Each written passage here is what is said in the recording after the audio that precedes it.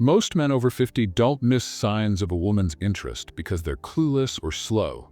It's because those signs themselves have evolved. She won't giggle like a teenager or make her intentions obvious with flirty touches anymore. Instead, she might ask a gentle, almost easily overlooked question, something casual and seemingly harmless, yet it quietly opens a door. If you don't notice it and step through, that door closes silently, and the moment slips away. You walk away thinking you just had a pleasant conversation. Meanwhile, she walks away thinking, looks like he wasn't interested. You didn't say anything wrong, you simply didn't say what truly mattered. You missed the question hidden beneath the question. That's what this video is really about. The subtle moments when a woman makes a move, but not in ways most men are taught to recognize. When she's interested, she won't openly declare it. Instead, she carefully tests the waters with questions wrapped in curiosity and genuine care. Let's begin with one of the most common, yet most misunderstood questions a woman asks when she's interested. How old are you, really? On the surface, it appears harmless, even playful. But when a woman leans in to ask this, she's not trying to check your ID. She already knows you're not 30. She isn't interested in your birth year. What she truly wants to know is how you carry your age, whether you bear it like a burden to be ashamed of, or as something that has enriched you, made you deeper and wiser. If you squirm, deflect, crack a joke, or worse, act like it's a trick question, she notices. Because she isn't asking for a number, she's asking for your confidence. A man who replies, old enough to know what matters, young enough to enjoy it, or simply smiles and says, you want the number or the attitude, speaks from a place of grounded assurance. He's not pretending to be younger, he's fully owning who he is. And that is magnetic. I recall Rick, a sharp 64-year-old, stylish and divorced guy who told me about a woman he met in a jazz lounge downtown. After some friendly chat, she leaned in and asked, how old are you really? Trying to be witty, Rick shot back, too old for you. She laughed, but not the kind of laugh he was hoping for. The mood cooled instantly. Later, Rick realized he hadn't just missed the joke, he missed the moment. When a woman asks that, she's already thinking maybe. Next up is another question that often slips by unnoticed. Why aren't you married? At first, it might come across as nosy or judgmental, but it's not an interrogation. It's curiosity mixed with something deeper. She's really asking, are you emotionally available now? Is there space in your life for someone like me? This is where many men stumble. Some overshare, diving too deeply into their romantic history, while others shut the door completely with a bitter remark like, tried it once, never again. Neither response truly addresses what she's looking for. She wants to know if you're still capable of connection, not if you're still hurting from past wounds. Offer an answer that's steady, genuine, but light. Something like, life kept me moving, but now I've got room for something real. Or, haven't found the right woman yet. Maybe until now. Responses like these show her you're present, that you've unpacked your emotional baggage, and you're ready to welcome something new. Take Gerald as an example. He's 67, handy with his hands, quiet and gentle. He met a woman in a community garden, and they started talking, at first just about tomatoes. Then one day, she softly asked him, so, how come you're not married? Gerald panicked and mumbled something about how things just didn't work out. The following week, she stopped coming by. Later, he told me, I didn't realize she was asking because she was thinking about us. That's how these questions work. Light on the surface, but carrying a depth underneath. Here's another question that often catches men off guard. Do you date younger women?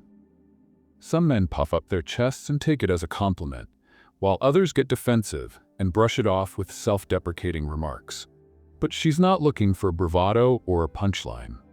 What she's really asking is whether you can see her as more than just a friend, whether you view her as a potential partner. She wants to know if your connection with her means more than just her age. It's never about the numbers. It's about presence. Avoid cliches. Don't list your type or make it sound like she's just the next name on a checklist. Instead, say something like, I don't really date by age. I connect based on energy. Or, what matters to me is how a woman makes me feel, not the date on her birth certificate. That shows maturity and depth, and more importantly, it makes her feel significant in that moment, not because she's younger, but because there's something clicking between you. Arcus, 59, well-dressed and a great conversationalist, once shared a story about meeting a woman in a bookstore. They instantly hit it off. After sharing coffee and a few laughs, she asked him, "Do you date younger women?" He smiled and replied, "I like women who bring good energy regardless of age." Her smile in return wasn't just polite, it was hopeful. That night led to dinner. And dinner turned into something more because he didn't miss the moment when the door slightly cracked open. Then there's this question. What kind of woman do you usually go for? It sounds like harmless curiosity, small talk even, but it's not. She's not trying to set you up with someone. She's trying to see if she fits, if she belongs in your world. Most men blow it by giving literal answers, talking about looks, interests, hobbies, as if reading off a menu.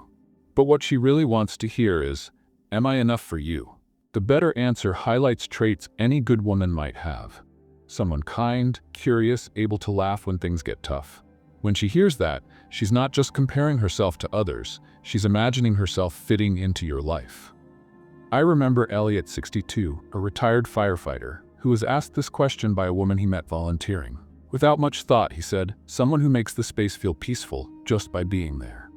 Later, she confided, "I was hoping I was your type," and she meant it. Now, about charm. When she smiles and says, "Are you always this charming?" It's playful and teasing, but don't mistake it for mere banter. This is one of those rare moments when attraction is sitting plainly between you. She's not just complimenting you, she's watching how you handle that compliment. Do you brush it off with a joke, or do you meet her warmth with steady confidence? The best reply is simple, soft, and genuine. Something like, "Only when I'm with someone who brings it out of me," or "I save it for moments that matter." That kind of answer keeps the door open gently but firmly. It shows you're present, that you see her, and that you're not afraid of a little emotional intimacy. Alan, 68, once told me about a dinner party where a woman leaned in and asked just that. He replied, "That depends. Are you always this curious?" She didn't stop looking at him for the rest of the night. Here's one that might surprise you. Why don't you have a girlfriend? It sounds casual, but it's one of the most revealing questions a woman can ask. She's not just making conversation, she's trying to figure out if you're still capable of a relationship, of emotional connection.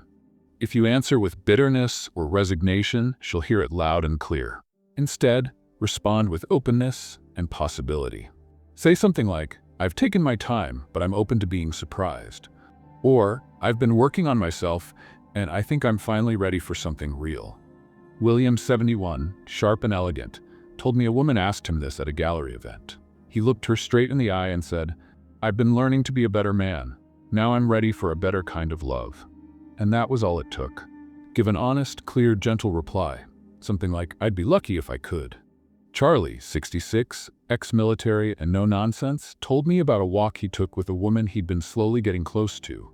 One evening, under the fading sun, she asked, "Would you ever date someone like me?" He looked at her and said, "I think I'd be a fool not to."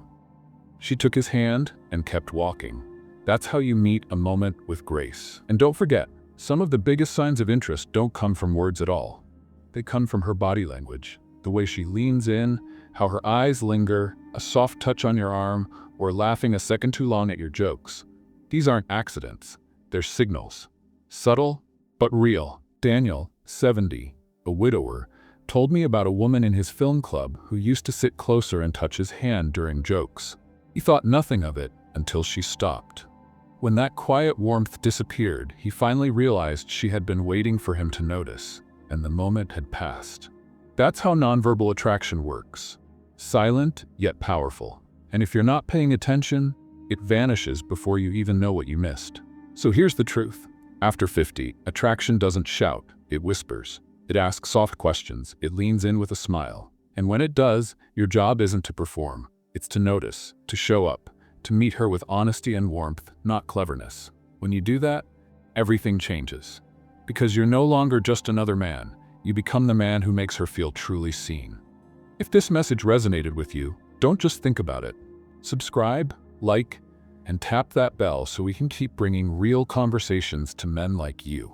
Men who still have something powerful to give, and even more left to experience. Finally, the bravest question of them all.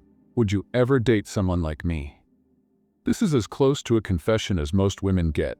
She's not asking casually. She's putting her heart out there a little, wrapped in humor and softened with a smile, but underneath it's vulnerable, raw, and real.